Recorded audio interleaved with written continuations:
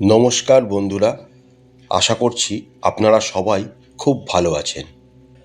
আজকের এই বিশেষ ভিডিওটিতে আমরা 2024 সালের শিবরাত্রি সম্পর্কে আলোচনা করতে চলেছি এবং সাথে থাকবে কিছু টোটকা। চলুন তাহলে শুরু করা যাক।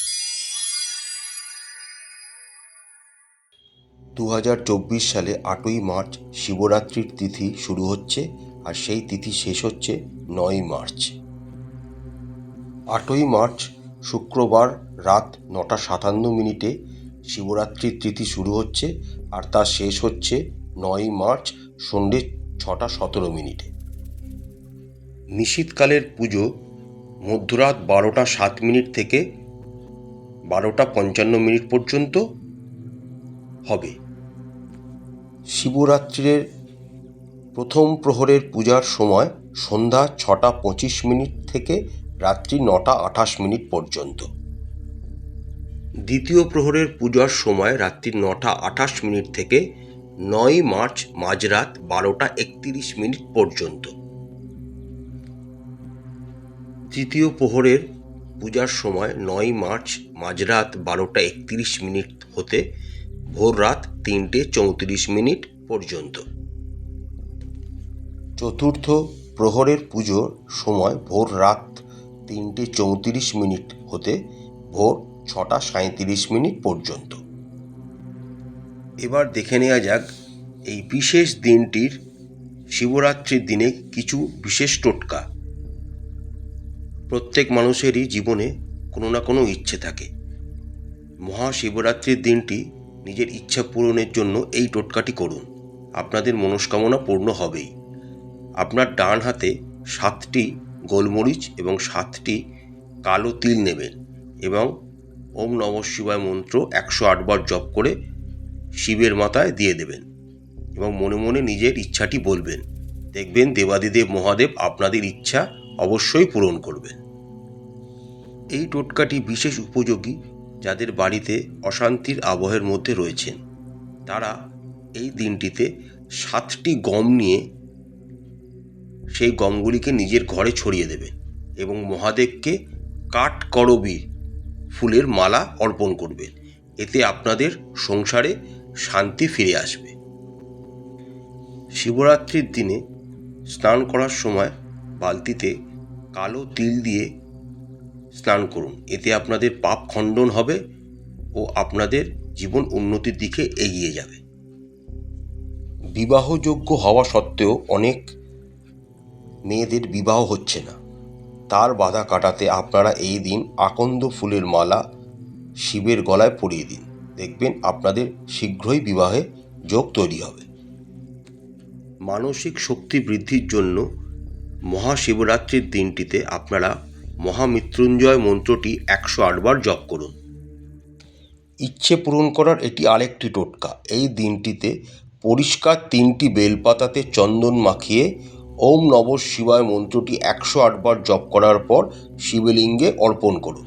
দেখবেন আপনাদের মনস্কামনা পূর্ণ হবে। প্রত্যেক মানুষেরই জীবনে সুখ ও সমৃদ্ধির প্রয়োজন, তাই এই বিশেষ দিনটিতে আপনারা মহাদেবের বাহন নন্দী, যিনি তার পরম ভক্ত, তাকে সবুজ রঙের ঘাস খাওয়ান। দেখবেন আপনাদের জীবনে সুখ ও সমৃদ্ধি আস্তে আস্তে বৃদ্ধি পাবে। প্রত্যেক মানুষেরই জীবনে সুখ ও শান্তির প্রয়োজন, তাই সুখ ও শান্তির জন্য এই দিনটিতে আপনারা মহাদেবকে কালো তিল ও জব একসাথে অর্পণ করবেন। এতে আপনাদের জীবনে সুখ ও শান্তি বৃদ্ধি পাবে এবং আপনাদের পাপও নাশ হবে।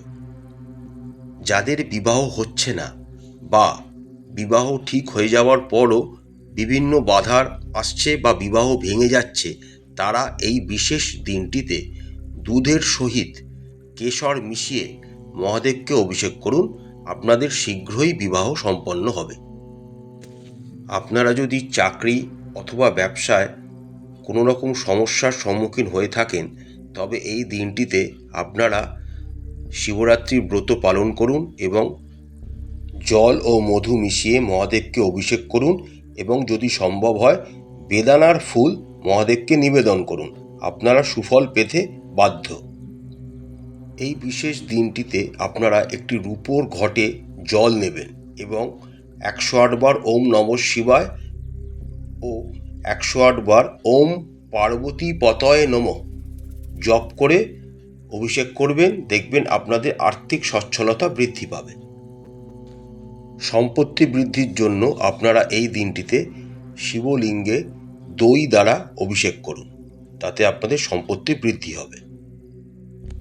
সুস্থ স্বাস্থ্যের জন্য আপনারা এই দিনটিতে একটি ঘিয়ের প্রদীপ জ্বালাবেন এবং তার ওপর কর্পূর ছড়িয়ে দেবেন।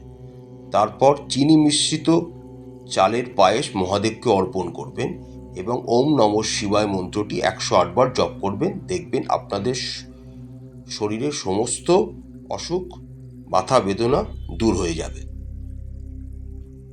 যারা সন্তান লাভ করতে ইচ্ছুক বা সন্তান লাভের জন্য চেষ্টা করছেন, তারা এই দিনটিতে স্বামী স্ত্রী একত্রে রুদ্রাভিষেক করবেন এবং মহাদেবকে ঘি ও বিশুদ্ধ জল দ্বারা অভিষেক করবেন এবং সন্তানের জন্য দেবাদিদেব মহাদেবের কাছে প্রার্থনা করবেন।